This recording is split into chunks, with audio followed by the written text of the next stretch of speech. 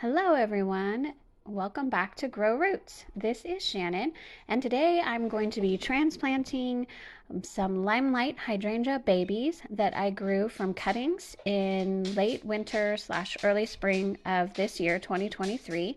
And at that time, I cut my big Limelight Hydrangea back by about a third, and the sticks from that pruning, I just stuck them in soil in this rectangular container, and they started growing roots and growing leaves, and I just kept the soil moist all season long. And it was in kind of a part shade, mostly shade location with a little bit of sunlight, and it just grew into multiple babies. So here I am trying to get all of the plant loose from the container here. I'm using, I don't know what you call it. It's like a kind of like a screwdriver, but it's a little bit different. But I'm using that to kind of break up along the edge, and I'm going to be pulling this out and seeing what it looks like and dividing it and transplanting it.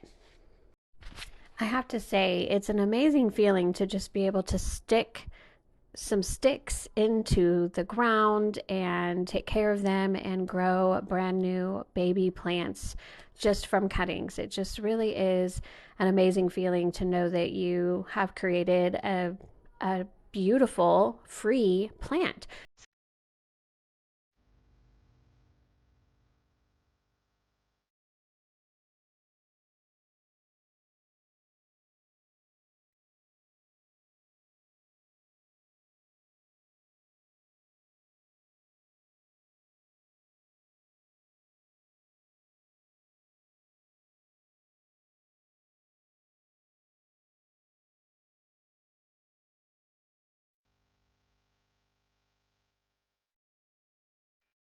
This is just so awesome. I just removed the Limelight Hydrangea plants that used to be cuttings from this bin right here.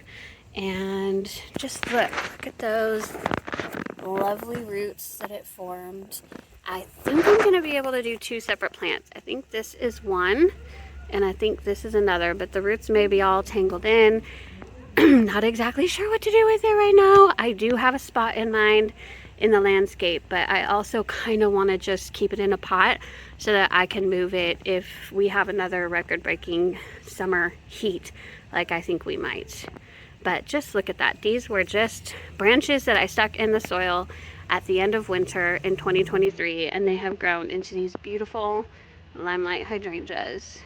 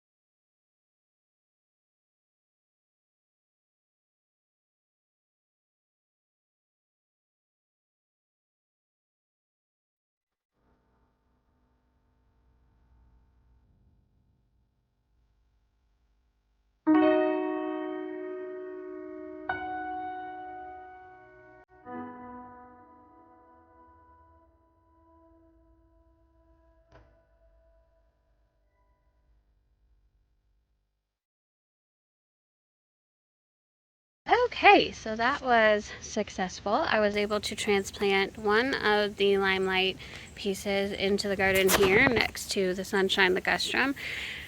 This is an experimental spot.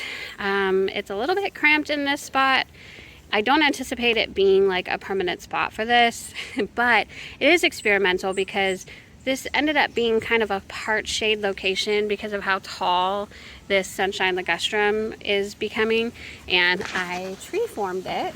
So the Limelight will kind of have some room, but this is going to be, I don't know, an experiment. It is going to get some afternoon sun, and I would prefer the Limelight to get only morning sun up until maybe 2 in the afternoon. After that, I want it to be in the shade, but it's also going to be mostly shaded all throughout the day with some exceptions of sunlight. So I'm just going to see how this goes. This is an experiment. I had an open spot. I had a plant that was for free, so I put it there, and we'll see how it does. This will be fantastic. I did have to take out an echinacea, which I have 2 more over there. I'll show you where I put the echinacea. This is Echinacea purpurea, purple echinacea, and I put it over here. Sorry about the shadows, y'all, but that echinacea ended up going right there. It was not looking good end of season, so we will see how it does even after being transplanted. But again, it's an open spot. That's kind of a good spot for it to get rather tall like it did for me before, and we'll see how it does. Now, the other piece, the other Limelight hydrangea that I was able to get from those cuttings, sorry for the mess, I haven't cleaned up yet, but I was able to put in this pot. And what I did is I just put this pot in the exact same location. Here's the empty thing. I put it in the exact same location that it grew in last summer, and that is quite purposeful because they did rather well in this location. So it's maybe 9 o'clock in the morning. It's starting to get some dappled afternoon sun coming through. The sun coming through the trellises there. As the Tangerine Beauty crossvine fills in too, that dappled sun in the morning will get less and less, and then it will get some afternoon sun, but like 3 o'clock in the afternoon it gets into the shade again. So yeah, I mean, it grew fantastically in this location, so I am going to keep it in a separate pot because that pot, the root systems would be way too shallow growing in that pot. So I put it in a larger pot. It has a little bit more room, and we will see how it does there. Now, in that pot used to be Plumbago ceratostigma, which is hardy plumbago ground cover. And so I had to move that somewhere, which I was going to do anyway. And that ended up getting planted right there. And you can barely see it, but the leaves are starting to turn like burgundy and red, and you can still see some of the blue flowers. Just a stunning ground cover.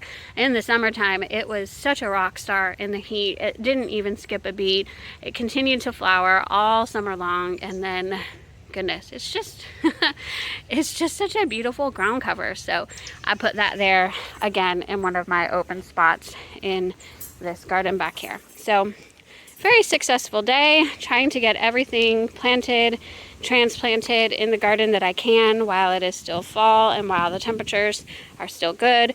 We're also getting ready to cool down the temperatures tonight and start getting some rain, really decent rain tomorrow. So these things should take pretty well because they're going to get quite a bit of moisture, and although today will be sunny, tomorrow is going to be cloudy and rainy. So thank you so much for watching. Have a great day. Bye bye.